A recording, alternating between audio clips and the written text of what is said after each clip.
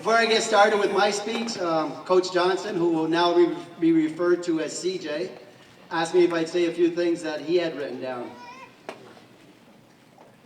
Not gonna happen, Coach. Way too much. Let me take that. I'm a politician. There. But I will say a few things, but not all that you had there. Mark Nourse is going to be our 16th wrestler inducted to the Hall of Fame, which is a great tribute to Coach. And he gets inducted today, along with one very good coach who is also in the Hall of Fame. Coach wants me to let you know that Mark, as a freshman, was an All-American, and Mark had the ability to become a two-time All-American, maybe a three-time All-American, maybe a national champ, as long as he kept working out with me. I might have added that part, Coach. No doubt. He also wants you to know that Mark is a great community person, a good father, a good husband, and a bunch of other stuff that we're going to leave out. A college athlete is a very special athlete, a very special individual. We form bonds while we're here, even though we meet people for a very short time, and these bonds become lifelong friends. And Mark is a lifelong friend of mine. And another lifelong friend of mine, Richard McAllister, also asked me if I might say a few words on his behalf. Let me see what Mac had to say. Where is he? Okay, Mark was a teammate, roommate, blah, blah, no. Oh yeah, here we go. Mark signified the meaning of never giving up. He made everyone around him a better person, showed everyone in the wrestling room how to become a winner. Mac wants to take this opportunity to thank Mark for the lessons of life you have taught him. You made us all better people, Mac said. And that's all Mac has to say in that subject. Okay, now I'm going to get along with my little speak. I'm going to try to keep it down, you guys. If I stumble a little bit, I'm not very well at speaking, and I'm going to get a little nervous, but I'll do okay. It's a great pride and honor that I get to introduce a very deserving athlete and a very great friend, Mark Nourse. When I first met Mark, I was a transfer student from Syracuse, and I came in the winter's second semester. Well, the wrestling team had already started working out and getting in condition, and when I say conditioning, CJ put you in condition.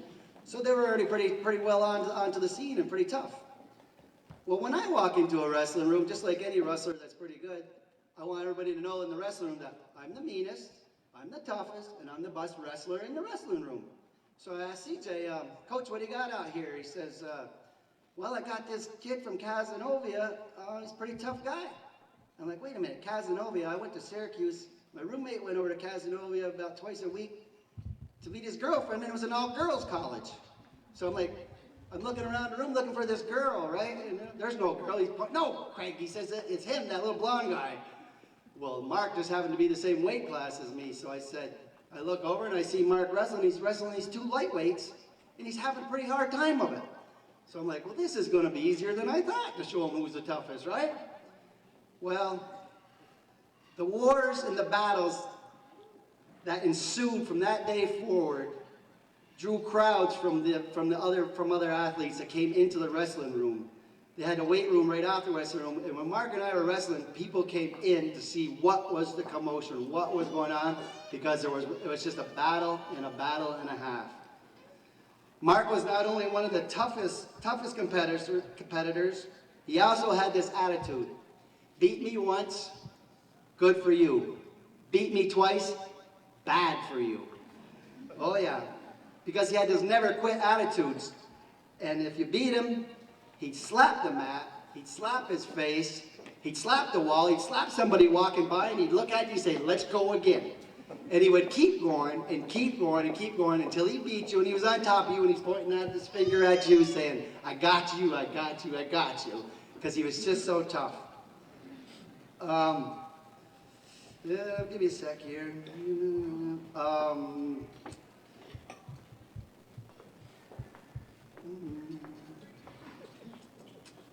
And then there was these two lightweights, Brent Griffin and Richard McAllister, who I mentioned earlier. They all of a sudden started getting the same attitude, where if you beat them, they were back up and they were back at you again. So Mark's attitude became contagious. His attitude and his work ethic was both contagious. Mark and I became All-Americans in the same year, and I know other athletes in this place right here, all you athletes know, All-Americans, champions, they're made in the wrestling room. They're made by your partners. You don't do it yourself. It's made by your coach and the partners in the room that push you and drive you. We also had a couple other wrestlers on our team that became All-Americans in the near future, Terry Burnett and Mike Price. And I'm sure Mark's personality and Mark's work ethic also rubbed off on them later in their life to get them to become All-Americans. To be inducted into such a prestigious club is a great, great honor. I now, with great honor, welcome Mark Nourse to the Potsdam State Hall of Fame. Welcome to the club, Mark. One thing, he kept giving me the credit, but I should give him the credit because he's the one that made me better. That's the way it was. We did have great battles. There were times when we would have to go at other ends of the wrestling room. That's how intense it was. He was a great workout partner and certainly wouldn't have had the success without him. So it goes hand in hand, and that happens in a lot of sports. So I thank him from the bottom of my heart. Great friend. And the rest of the teammates that showed up here today, my family, I can't tell you how much it means for you to come together, take the time out of your life to celebrate this with me. It means the world to me. And I'll never forget it.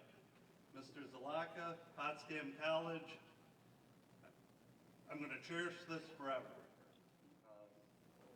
From the bottom of my heart, thank you. Thank you. Coach Johnson, or he was more like a father figure than a coach, or that could be flip-flop either way, because you can see everybody came back over the years, you stayed in touch with everybody, you were a great person. I can't tell you how much I appreciate everything you did for me. So, I'm not much of a speaker either, but I was told I had to say a few words. So I thought about it. I said, well, it can't be all that hard to say a few words. So then I said, a couple words is 2, so a few is 3. And I thought, geez, if I'm only going to say 3 words, they better have a lot of meaning. So I'm thinking, wow, they have to be really powerful. So I thought and thought, and I said, I've got it. Every day when we went into the wrestling room, you'd open up the door, and on that wall there were 3 words, plastered, all over the wall. The back wall, the side wall, the wall behind where you walked in. CJ's motto, guys, positive mental attitude. That was his motto, but those are words to live by. And if you have your family, your friends, and a positive mental attitude, you can accomplish just about anything. Thank you.